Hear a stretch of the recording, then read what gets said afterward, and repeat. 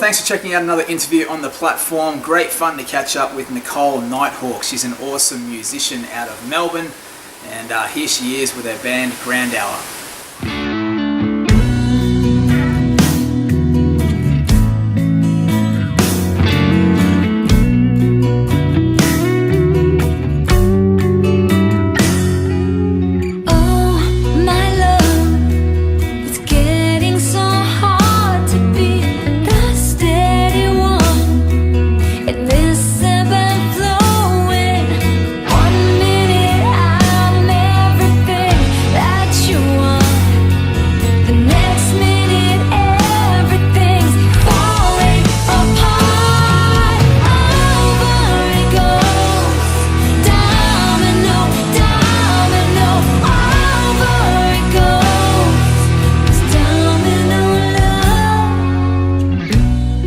Well, Nicole, thank you for being on the show. Thank you so much for having me, Andy.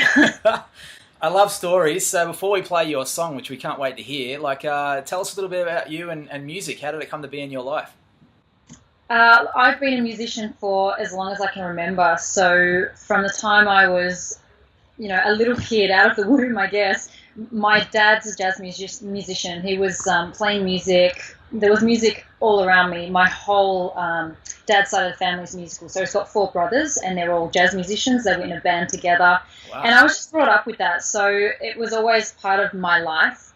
And, I guess when you're young and that's just all around you, it just feels natural. So you kind of just want to be in music. And I feel like I was just born to do music. It's like, I don't know, I put it like it's a disease, which is a terrible way to put it, but it's like this thing that you have to do. And it doesn't really make any logical sense because it's not really an easy thing being a musician. Yeah. It's a lot of work and there's not always the recognition or reward, but that's not why you do it. But it's like this thing you have to just keep doing. And I've been playing guitar since I was a kid, writing songs since I was about 13. And it's just some crazy thing I have to do. So who are some of your influences then? And by the way, you're in Melbourne, so are you a Melbourne girl? Yes, Melbourne. I lived in Sydney for a little while. Okay. When I was in Sydney, so my dad was actually in the music industry. He ran Allens and Brashes for a long time. Oh. So it was, also in the days of, CBS Records and Sony when it was all a really big thing. They used to get big artists coming over. I actually met Michael Jackson and things like that through his work and, some crazy stuff like that. So that probably influenced me too, because meeting all these superstars and seeing all of that, it kind of, you'd go to these concerts and see these people performing on the stage. It's like, that's what I want to do. I can imagine. So, who though, with your influences, who in the industry sort of means or inspires you the most? Yeah, look, I really love and admire songwriters from the old school, like Carole King and that kind of thing. Queen's one of my favorite bands, so Freddie Mercury is one of my heroes. People like, Michael Jackson as well. I know he's not the flavor of the month, clearly, but look, as an artist, if you put everything else aside, he's amazing. I love all kinds of music. I love pop, I love rock, I love folk. When I write, it's really from a folk perspective because I, play with an acoustic guitar most of the time. And, I was in a rock band for a while. When you take a song to a band, then it becomes something else. But I love sort of that thing of a song in its rawest form, and you can take it anywhere, to a dance track, to a rock song, to anything from that. So, yeah. Now the end is near. I can almost taste it. And all that we shared has only been wasted. It's wasted. 'Cause I believed in your lies, everything you told me. You said to her, take back your words. Well, tell us about this song that we're about to see, Black and Sky. I understand there's quite an interesting story behind it. Yeah, look, it's a pretty personal song for me. It's one thing about being a musician is it's when you write a song, you're in a very vulnerable emotional place, and you kind of put yourself out there in a very vulnerable way when you release music to the world. You write this stuff from your heart and soul, and it means so much to you, and then you kind of let it go, and you hope people are going to connect with it in some way. And obviously, there can be backlash and people criticizing or whatever it is. But so for me, this song, I was in a relationship and married for quite a while, and my partner was actually the guitarist and producer in my band. And, we had a great relationship, but my whole life really consisted of working towards my musical goals, and that was everything for us. So, like, we worked around the clock. We built a recording studio.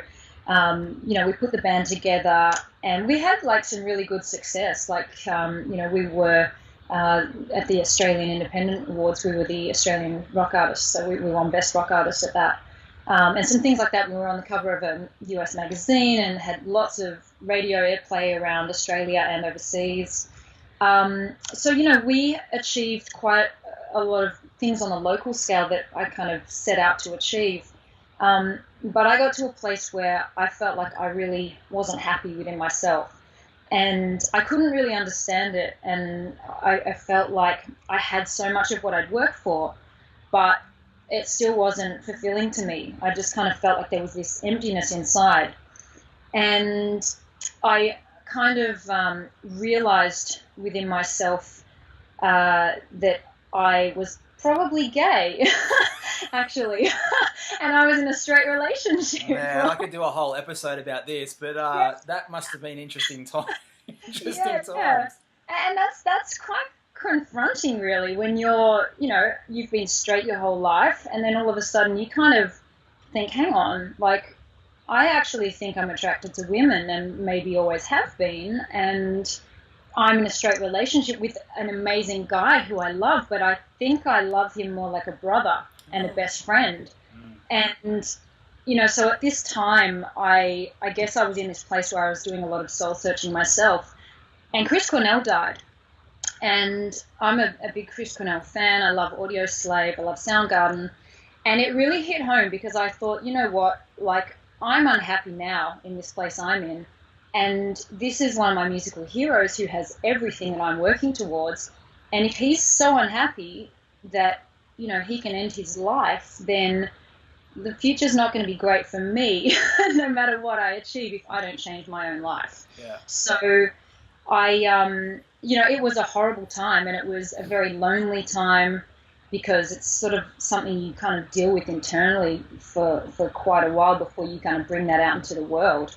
And, I did speak to my husband at the time, and I told him, and, I was very open about everything. I didn't, want to lie or do anything behind his back. And so, I had these conversations with him as well, and it took quite a while before I actually made the decision to leave him and the band and the studio and everything I'd worked for to actually find myself. But this song that I wrote after Chris Cornell died, it was partly the inspiration of Chris Cornell dying and how I was feeling at that time. I was in a very dark place, and I felt like no matter what I achieve, and no matter what what things come along, if I don't find this happiness within myself and my place in the world and be true to myself, then I'm never going to be happy, and I'll just be possibly another statistic if I continue being as depressed as I was at that point in time. I can happily say that now, I'm out in the world happily, openly gay, still friends with my ex-husband. Our band is not together at the moment. It's, it's been a little bit hard for the band. So I'm sad about that, but hopefully we are actually halfway through a second album, so hopefully we'll finish that at some point. But I'm launching a new career as a solo artist, so I'm writing at the moment for that. And this is kind of the first song that I've just recorded. I just recorded it acoustically live last week in the studio, actually, just to put it down and put something out there. And this song means a lot to me, because it was really that turning point, I guess, mentally of like, I need to make a change within myself and my life. So.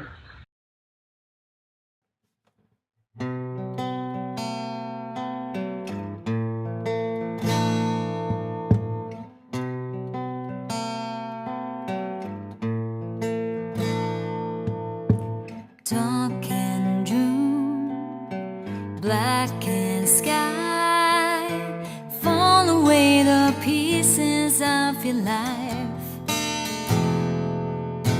No way out, the angels cry, the devil dances softly on your mind,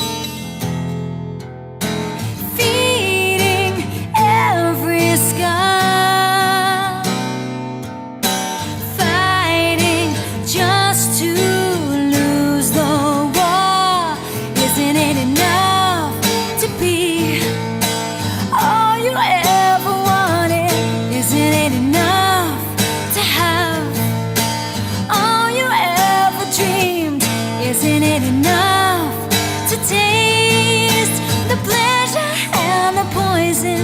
It's not enough, the light slowly fades.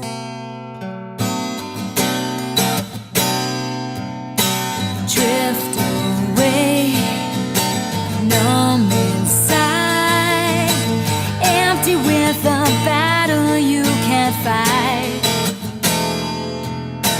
No more pain, the last goodbye. To the light,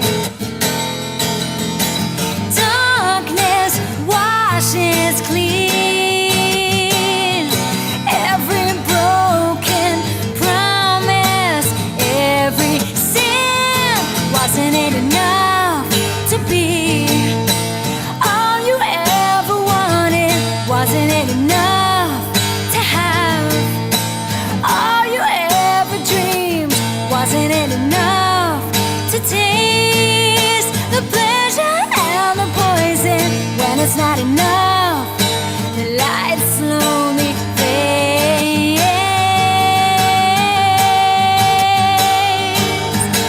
Every glass is shattered,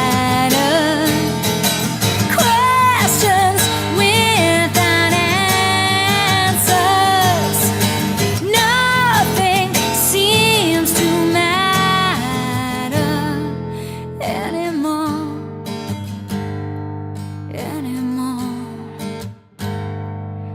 it's not enough to be all you ever wanted, when it's not enough to have all you ever dreamed, when it's not enough to taste the pleasure and the poison, when it's not enough, the light slowly fades.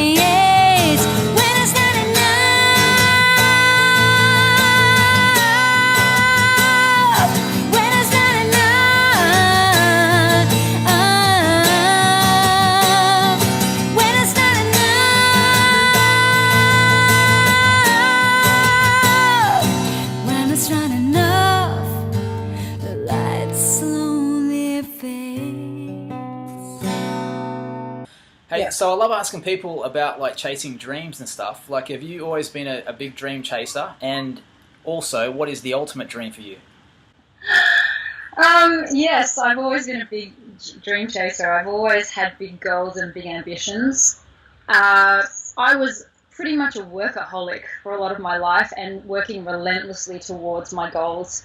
When we built this studio, it took us 7 years, and it's like the studio is bigger than our house. It's a proper commercial studio, and my ex-husband Jason from the band Grandauer, he was a builder. He's an acoustic designer, so we kind of went about this project of building our own studio so we could do our album, and that was literally 7 years working every day, after work, weekends, all that stuff. Wow. And so then we put the band together, 3 years to do the album, so like that was a lot of work in itself.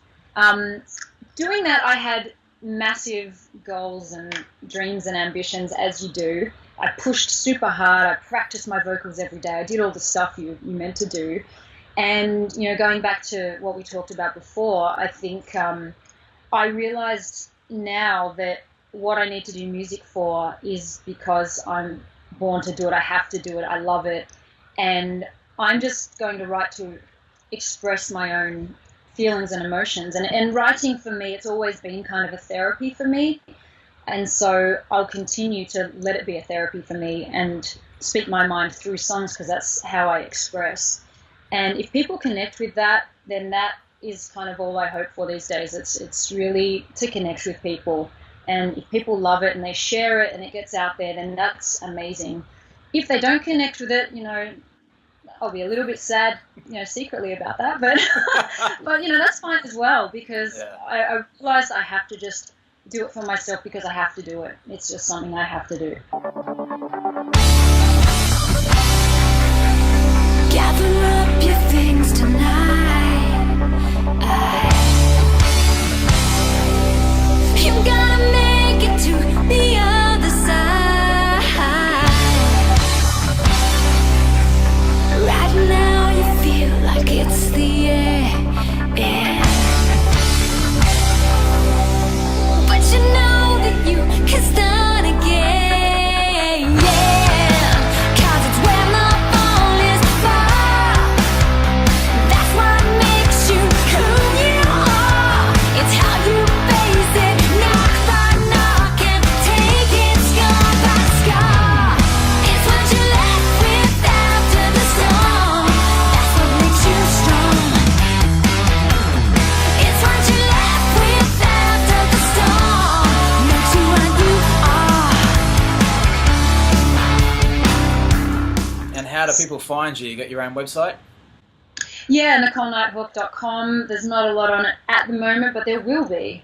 So I'm writing at the moment. I'm going to be doing some work with a couple of producers down here. Doug Brady's one of them, who's the guy who, way back did Whispering Jack. Is one of his claim to fame.